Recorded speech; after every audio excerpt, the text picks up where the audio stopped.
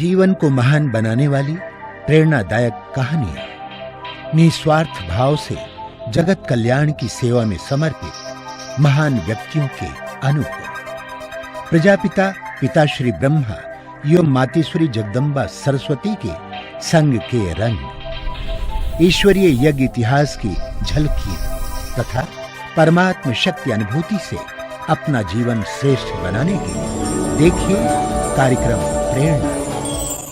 दीपक देता है रोशनी फैलाने की प्रेरणा, फलदायी वृक्ष देता है देने की प्रेरणा, मधुबन देता है महकते रहने की प्रेरणा, महान व्यक्ति देते हैं जीवन जीने की प्रेरणा।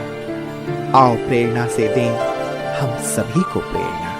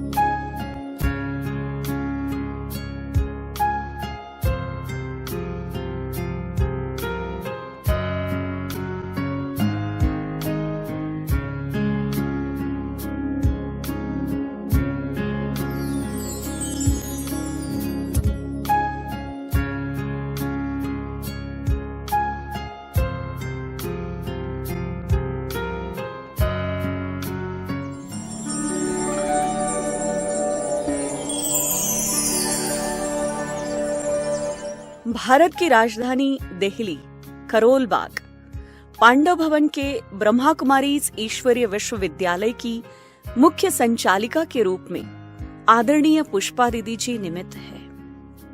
आपका जन्म 1955 में दिल्ली के एक शिक्षित परिवार में हुआ। बचपन से ही आपको समाज सेवा, एनसीसी, एनएसएस और योग शिक्षा आदि में विशेष रुचि थी। 1963 में मात्र 8 साल की छोटी सी आयु में आपको ईश्वरीय ज्ञान की प्राप्ति हुई। योग की विशेष रुचि ने आपको हर कार्य में सर्वश्रेष्ठ बनाया। इसी वर्ष 1963 में आपने पहली बार दिल्ली में जगदम्बा मां सरस्वती मम्मा से एवं प्रजापिता ब्रह्मा बाबा से मिलकर अपने श्रेष्ठ जीवन के लिए विशेष प्रेरणाएं ली। आपने लौकिक पढ़ाई एमए बीएड पूरी करने के बाद अपना संपूर्ण जीवन ईश्वरीय सेवाओं में समर्पित कर दिया। 1976 से आप करोल बाग पांडव भवन में रहकर पूरे भारतवर्ष में विशेष योग भट्टियों के द्वारा सबको लाभान्वित कर रहे हैं। वर्तमान समय दिल्ली जोनल हेडक्वार्टर करोल बाग पांडव भवन में रहते हुए जूरिस्ट विंग के नेशनल कोऑर्डिनेटर के रूप में आप अपनी सेवाएं दे रही है। आपने केवल देश ही नहीं बल्कि विदेश के London, Germany, France, Switzerland, Mauritius, Dubai आदि स्थानों में भी अपनी सेवाएं दी है। वर्तमान समय दीदी जी के नेतृत्व में 17 सेवा केंद्र, 250 गीता पाठशालाओं में 2000 से भी अधिक ब्राह्मण कुलभूषण प्रभु पालना का आनंद ले रहे हैं।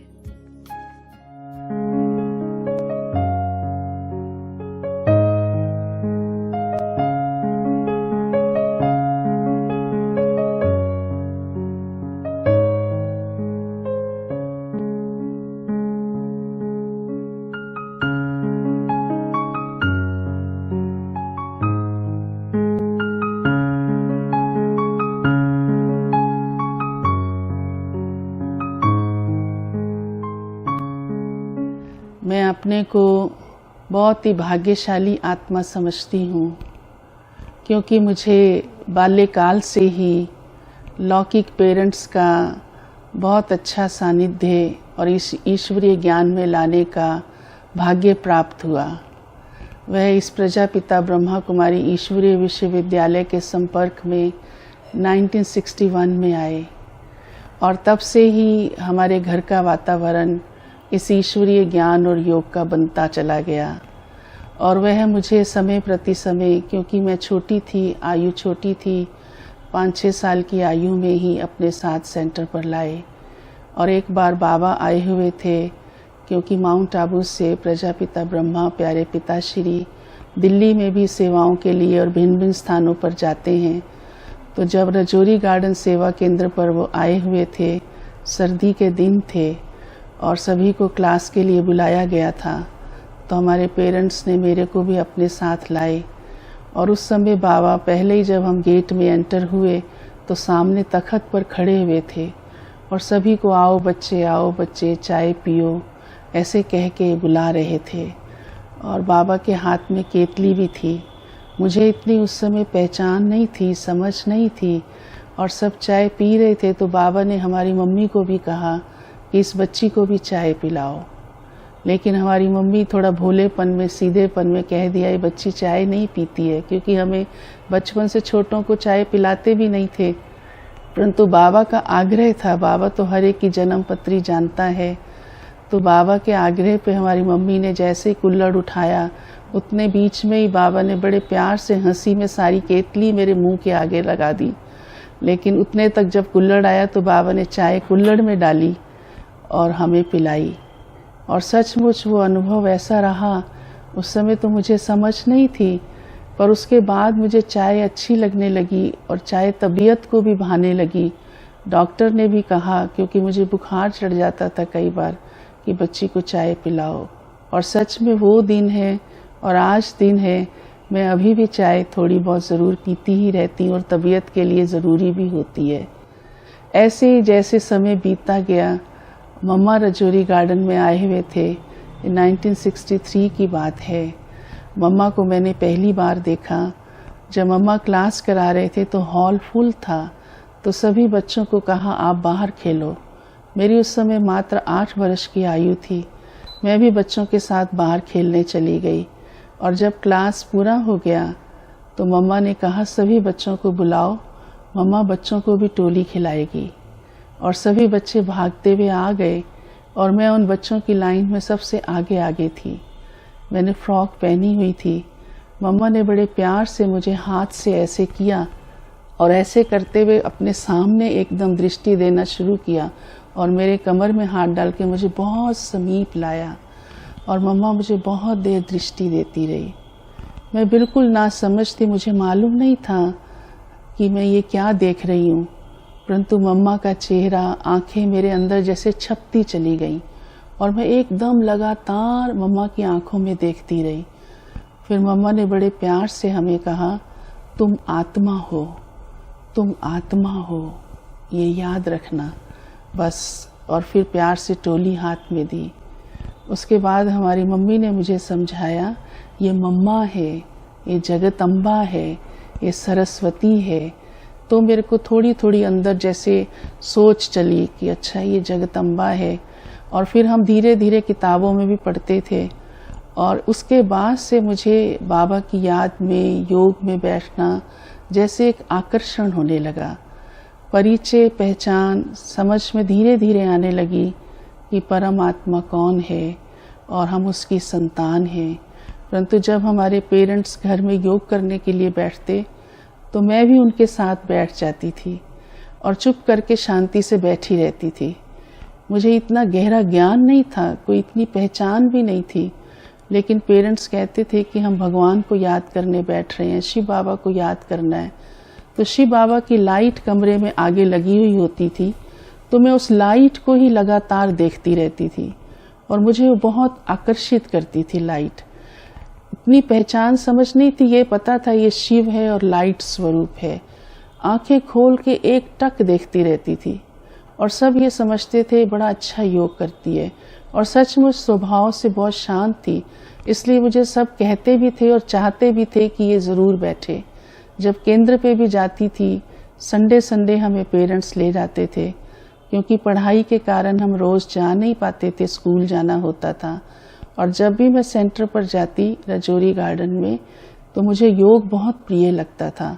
और कई बार कोई टीचर बहनें बिजी होती थी तो मुझे छोटी आयु में ही सामने संदल पे बिठा देते थे, क्योंकि समझते थे बहुत स्थिर है, बहुत शांत है, और आंखें भी एकदम खुली रखती थी, झपकती भी नहीं थी। इतनी स्थिरता नेचुरल ही बाल्यकाल से वरदान रूप में जैसे भगवान ने दे दी हो। तो मैं सामने कई बैठे होते थे और बहुत शांत होकर बाबा की याद में बैठी रहती थी। आँखों में बाबा तेरी जाने हैं कितने जलवे, आँखों में बाबा तेरी जाने हैं कितने जलवे, देखा है हमने इनसे जग को निहाल करते। आँखों में बाबा तेरी जाने हैं कितने जलवे, देखा है हमने इनसे जग को निहाल करते। आँखों में बाबा तेरी, आँखों में बाबा तेरी। ऐसे धीरे धीरे हमारा इस ईश्वरीय ज्ञान और योग की तरफ आकर्षण बढ़ता चला गया। योग मेरी एक नेचुरल रुचि ही रही, जैसे कि स्वभाव में ही था। हमारे पेरेंट्स भी बताते हैं कि तुम बहुत चुप रहती थी।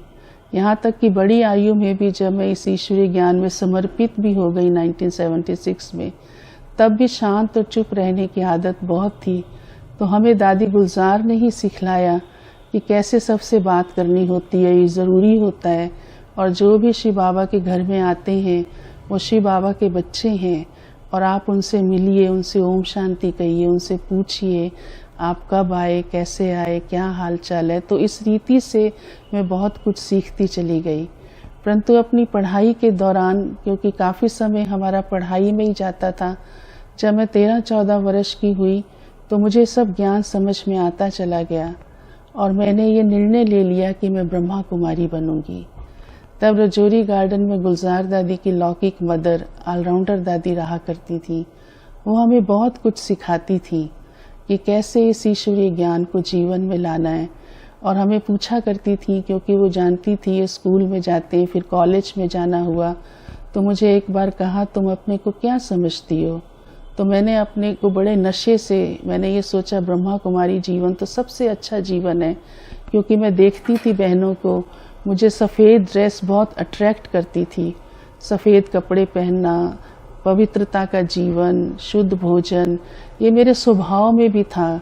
घर में भी माता पिता समझते थे कि इसका इस प्रकार का शौक़ है, और सफ़ेद कपड़े पहनने का तो बहुत ही रहता था। तो मुझे दादी ने पूछा, तुम क्या समझती हो? तो मैंने कहा, मैं ब्रह्मा कुमारी बनूंगी। तो दादी ने कहा, ये तो अच्छी बात है, लेकिन ब्रह्मा कुमारी से शिव शक्ति बनना और अच्छा है। तो तुम ऐसे समझो कि तुम शिव शक्ति हो। और सचमुच मेरे अंदर वो संस्कार जागा, अंदर एक हिम्मत, एक उत्साह और एक लक्ष्य की दृढ़ता पक्की होती चली गई, और साथ साथ ज्ञान के राज भी मैं समझती चली गई।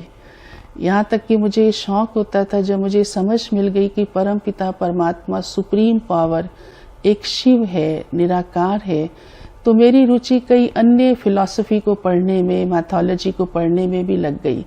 तो मैंने वो भी थोड़ी स्टडी की कि क्रिश्चियनिटी में क्या समझते हैं, और बुद्धिज़्म में क्या समझते हैं, मुस्लिम में क्या समझते हैं।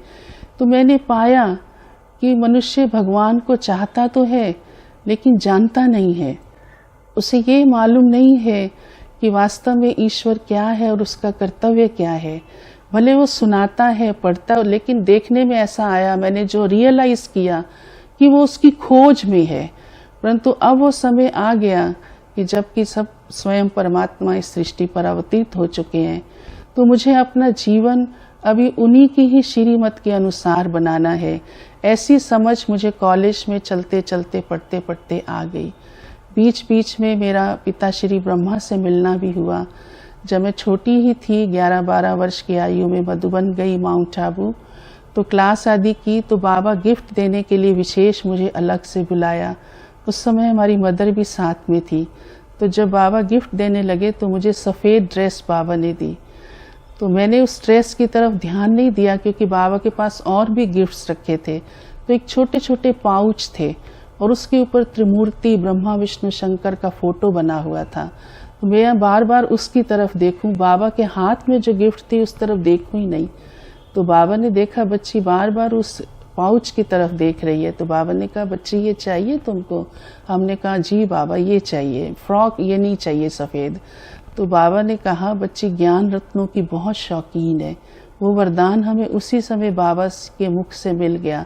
तो बाबा ने कहा बच्ची ये भी लो और ये भी लो, क्योंकि बाबा समझ गए कि बच्ची को सफ़ेद कपड़े भी पसंद है। मैंने जबकि बाबा को सुनाई नहीं थी ये बात, शायद हमारे पहनावे और बातचीत और बैठने के ढंग से भी, और क्योंकि बाबा तो दूरदर्शी, विशाल बुद्धि और जन्मपत्री को जानने वाले रहे। और उसके बाद हमने देखा कि हमको ज्ञान सुनाने का भी शौक़ आता चला गया। हम जो कुछ भी पेरेंट्स से पूछते या सेंटर पर आकर सुनते थे, तो मैं कॉलेज में अपने साथियों को भी थोड़ा थोड़ा सुनाती थी।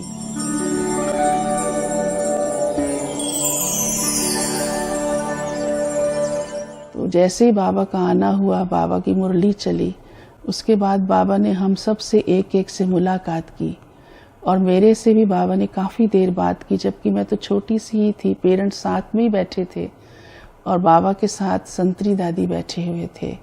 संतरी दादी सब सुन रहे थे। तो बाबा ने जब मेरे से पूछा बच्ची इंतज़ार है या इंतज़ाम, तो मैं इस महावाक्य को समझ नहीं पाई कि बाबा मेरे से क्या जानना चाहते हैं और इंतज़ार का अर्थ क्या होगा। ये तो मालूम ही था, मैं कहती थी ये जीवन मुझे बहुत प्रिय है, योग प्रिय है, पर बाबा को मैं कोई आंसर नहीं दे पाई। और बाबा की नज़रों में बस मैं ऐसे देखती हुई निहाल होती रही और मुस्कुराती रही लगातार। बाबा ने मेरे से फिर दोबारा पूछा, फिर भी मैं मुस्कुराती रही। फिर बाबा ने हमारे सिर पर हाथ रख के कहा बच्ची इंतज़ार है या इंतज़ाम है?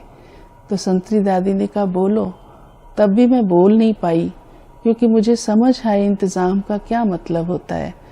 तो बाबा ने फिर हमारे सिर पे हाथ रखा, कहा बच्ची इंतज़ाम है। तो जैसे बाबा ने ये कहा तो संतरी दादी भी मुस्कुराने लगी, हमारे पेरेंट्स भी मुस्कुराने लगे। और उसके बाद संतरी दादी ने हमारे पेरेंट्स को कहा ये बच्ची अब आपकी नहीं है, ये बाबा की है, क्योंकि इसके संस्कार ऐसे हैं और बाबा हर एक की जन्म पत्री को जानते हैं। तो वो दिन था। उसके बाद मुझे अपने आप में भी निश्चय होने लगा कि विशेष कोई बाबा ने मेरे से कार्य लेना है, अवश्य मैं ईश्वरीय सेवा करूंगी। और मैं बड़े नशे से सबको कहती थी कि मैं ब्रह्मा कुमारी बनूंगी और मैं भगवान की सेवा करूंगी, क्योंकि मैंने ये समझना शुरू कर दिया कि ये जीवन भगवान का जीवन ही होना चाहिए। हर जीवन, हर जन्म मनुष्यों का ही रहा। मुरली भी पढ़ने लगी मैं रोज़, और मुरली पढ़ते पढ़ते मुझे ये सब समझ में आने लगा कि भगवान सिर्फ एक ही बार इस सृष्टि पर आता है और एक जन्म ज़रूर भगवान का ही जन्म होना चाहिए। और इसलिए इस जन्म को मैं ईश्वरीय सेवा में ही लगाऊंगी। मनुष्यों की सेवा करने में या दुनिया में, परिवार में, कहीं पर भी हम 2-4 व्यक्तियों की सेवा कर सकते हैं, 100-50 की कर सकते हैं, लेकिन सारे विश्व की नहीं कर सकते हैं। और ऐसा अध्ययन करते करते मेरे जीवन का एक लक्ष्य बन गया। और हम पांडव भवन में दादियों के साथ रहते हुए जो भी हमें सेवा का डायरेक्शन मिलता हम करते रहे। यहाँ क्योंकि जोनल हेडक्वार्टर रहा तो जो भी कार्यक्रम होते थे पहले यहाँ पर ही होते थे। मीटिंग, शादी, ब्राह्मणों की सभा या कोई पब्लिक प्रोग्राम, क्योंकि ये मेन बड़ा स्थान था। फिर बाद में और स्थान भी बनते गए और दिल्ली में जहाँ जहाँ भी सेवा की कोई ज़रूरत होती थी, कोई बड़ा कार्यक्रम होता था, योग शिविर कराना है, तो दादी हमें भेजती रहती थी और हमें उससे धीरे धीरे सभी बातों का अनुभव बढ़ता चला गया।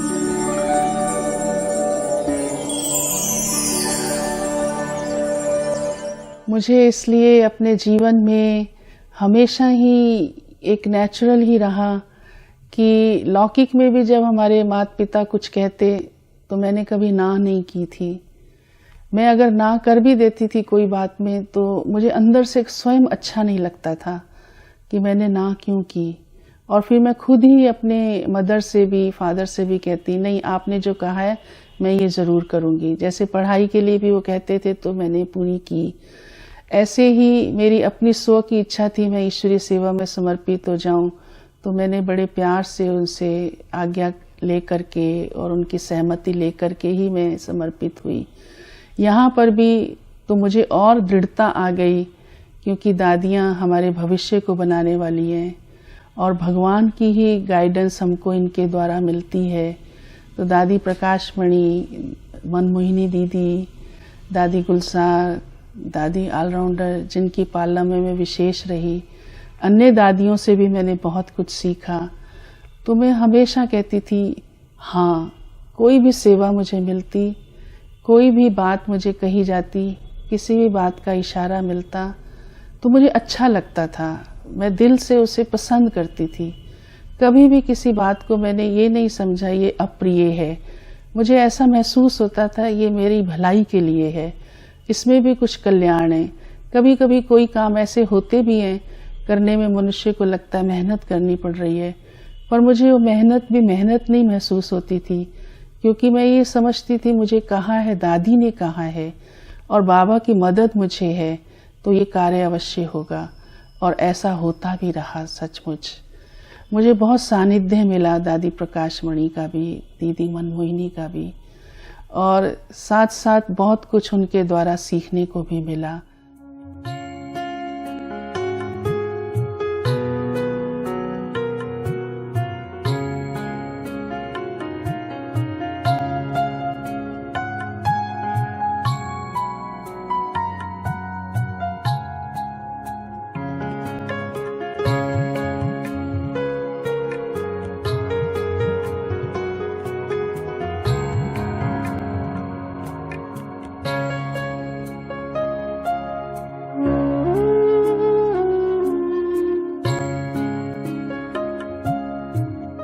मुझे स्वयं में ये हमेशा रहता है कि मेरे से किसी को कोई तकलीफ नहीं होनी चाहिए, दुख नहीं पहुंचना चाहिए।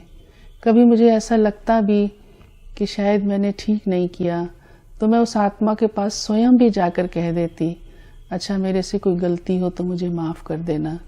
और हो सकता है मुझे ऐसे महसूस होता है कि ऐसी धारणाओं से ही हमारी उन्नति होती चली गई और हमारी उन्नति हो रही है, ये मैं स्वयं भी समझती हूँ और अन्य भी मुझे ये बात का एहसास कराते हैं।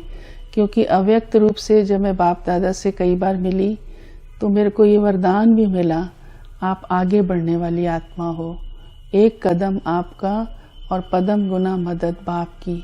और वो मैंने जीवन में अनुभव भी किया। और जितना हम समर्पित भाव से चलते हैं तो आगे बढ़ना बहुत आसान हो जाता है क्योंकि सबकी हमको ब्लेसिंग मिलती रहती है। दूसरा, मैं अब समय को देखते हुए ये महसूस करती हूँ कि हमारा परिवर्तन जीवन का बहुत अच्छा हुआ है, लेकिन भगवान हमें संपूर्ण बनाना चाहता है। अर्थात हमारे जीवन की धारणाएं ऐसी श्रेष्ठ उच्च हो। हमारा लक्ष्य है कि हम देव पद को प्राप्त करें तो दिव्य गुणों से भरपूर हो, सभी शक्तियों से भरपूर हो। अब वो समय आ गया है कि हमारा चेहरा, हमारा व्यवहार, हमारा संकल्प सबको सुख दे, सेवा करे। अब ऐसा समय के अनुसार हमारी कोई भी कमी कमजोरी नहीं रहनी चाहिए। इस दुनिया के परिवर्तन के लिए सतयुग को लाने के लिए हम एक एक आत्मा निमित्त हैं।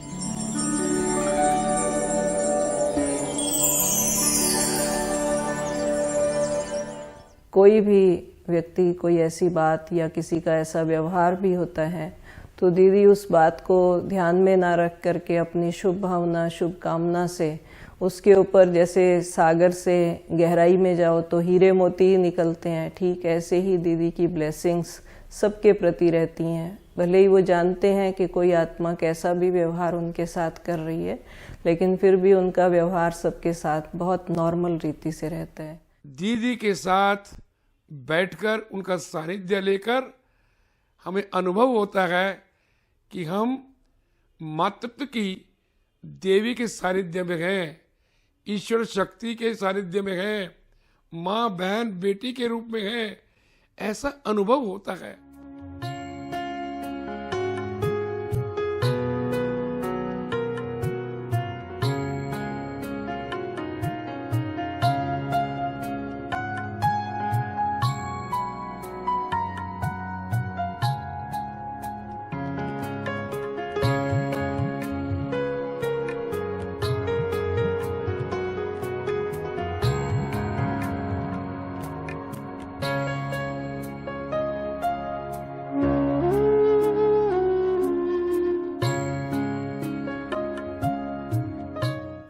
दीदी की एक विशेषता है कि किसी में सुनाने की कला ना हो, फिर भी वो हिम्मत और उत्साह दे करके उस आत्मा को आगे बढ़ाती है। सचमुच में बिल्कुल अनजान थी, ब्रह्मा कुमारी जीवन जानती थी, पर जीवन बनाना कैसे है वो पुष्पा दीदी से सीखा हमने। दीदी जैसे शांति से कमरे में बैठी होती हैं तो भी ऐसे लगता है जैसे कि एक बाबा की याद में खोई हुई हैं बैठे बैठे ही, और हम आत्माओं को भी यही एहसास दिलाती है कि तुम कहाँ भी हो, कैसे भी हो, लेकिन बाबा को याद करते रहो। दीदी की जो अप्रोच है वो बहुत पॉजिटिव है, चाहे कोई व्यक्ति हो या परिस्थिति हो, परंतु पॉजिटिव रीति से उनको चलाना और उनको एम्पावर करना। हमने स्वयं भी अपने जीवन में उनसे बहुत एम्पावरमेंट ली है, किस तरह से जीवन को एक पॉजिटिव दिशा प्रदान की जाती है, ये हमने उनसे सीखा।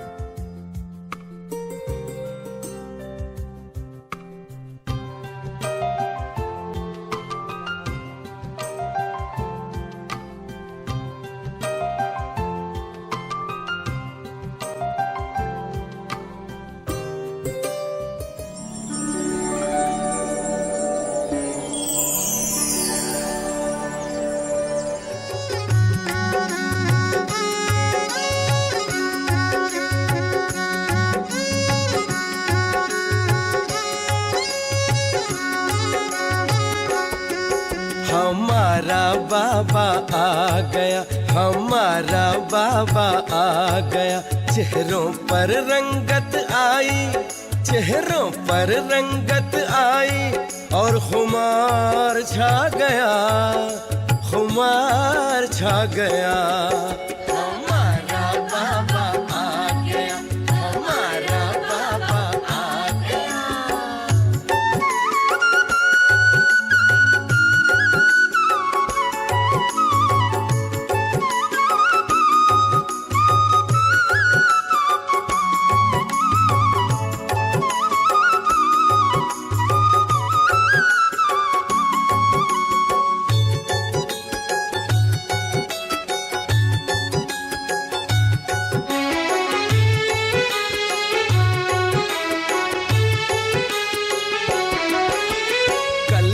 खिलकर फूल हो गई जब से बाबा मिल गए,